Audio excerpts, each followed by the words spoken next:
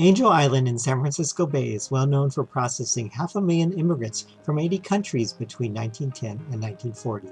Many of them were from Japan, including thousands of picture brides. About 85,000 Japanese arrived in the port of San Francisco between 1910 and 1940, and many passed through the island. Less well known, however, is the island's use as a U.S. Army temporary detention center to house Japanese immigrants during World War II, like Tuna Canyon, San Pedro, and Sharp Park in California, Ellis Island, and sites in Boston, Cincinnati, and Seattle. Those rounded up were classified as enemy aliens, but they could not have become U.S. citizens even if they had wanted to, because of the Naturalization Act of 1790, which said only free white persons could become naturalized. African Americans were added after the Civil War, but Japanese could not naturalize until 1952. Many locations in Hawaii were also used to incarcerate residents of the islands, including Honouliuli, now a national monument, and the Kilauea military camp in Hawaii Volcanoes National Park. Some were sent to the U.S. continent, where many passed through Angel Island. Because they had been surveyed for months and even years, many were arrested on Pearl Harbor Day and in the months that followed, even before Executive Order 9066 was signed. Professor Tetsuden Kashima estimates that 17,000 Japanese immigrants were classified as enemy aliens and held for all or part of the war. Some were later allowed to reunite with their families at War Relocation Authority camps. Of these, 700 enemy aliens from Japan were held at Angel Island, of whom about 600 were from Hawaii and about 100 from the West Coast. These Japanese immigrants generally stayed about a week on Angel Island before being sent off to other camps in the mainland, such as Missoula, Montana, and Santa Fe, New Mexico. These men were often Buddhist or Shinto ministers, journalists, community leaders, or had some ties to Japan, often through martial arts. Marissa Shoji interviewed Joyce Kuwata and Jason Seki, the grandchildren of Wakijiro Yuki, who was arrested in the San Jose area on the grounds of his affiliation with Kendo in 1942. This is the actual form that the FBI filled out, and it tells you right here about what happened when they came to the door.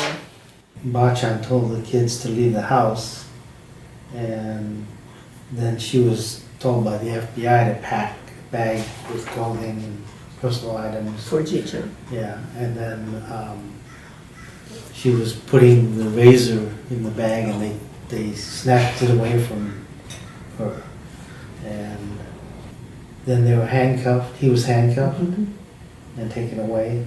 And she remembers seeing Bachan throwing a coat over his hands because she didn't want the kids to see him in handcuffs. Journalist Yasuhiro Soga wrote about what he saw. Living quarters for all 49 of us from Hawaii were 2 rooms measuring about 36 by 70 feet on the second floor of an old building that had once been the Immigration Bureau office. Because there were about 90 internees from California already housed there, space was very tight. The beds were tri-level bunks with barely enough walking space in the aisles. There were about 10 windows and 1 ventilator, but with 140 occupants, air circulation was poor. That night I had difficulty breathing and had a headache. Soga also noticed extensive writings by Chinese immigrants and said he left his own writing on the walls. This letter from Angel Island by Taiichiro Hanzawa from Maui was found on eBay and describes the conditions on the island and concern for his family left behind. Yoshio George Hoshida worked for Hilo Electric, but was arrested because of his involvement promoting judo and worked with a Buddhist temple. His wife Tamae later brought 3 of their daughters to meet him in Jerome, Arkansas to join him and pass through Angel Island, but he was not released from Santa Fe for nearly a year. George Hishida was a Fresno photographer who was fingered by an anonymous informant who noted his photos of the Bay Bridge and a dam near Fresno. His daughter Grace wrote to the authorities successfully pleading for the family not to be deported to Japan after the war. Recently, NPR station KQED ran a podcast and story on the air about the Japanese on Angel Island during World War II.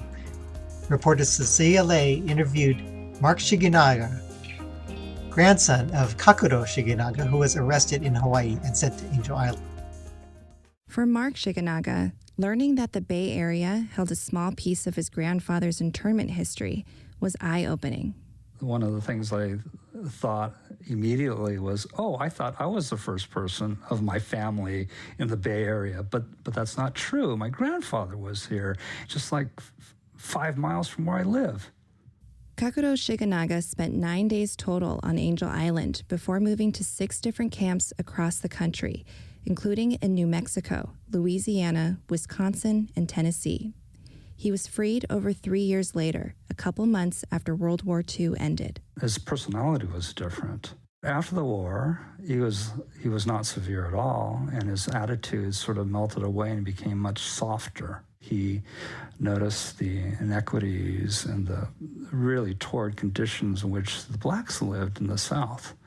And he saw similar types of inequities with the Native Americans when he was in Santa Fe. He observed firsthand what these other types of minorities, communities were experiencing, and he thought he was in a better position. Mark says the internment experience forever changed his grandfather and his perspective of America.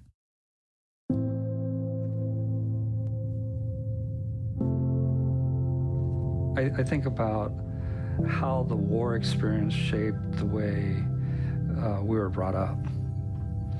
Basically to be as American as possible, as American and apple pie as possible.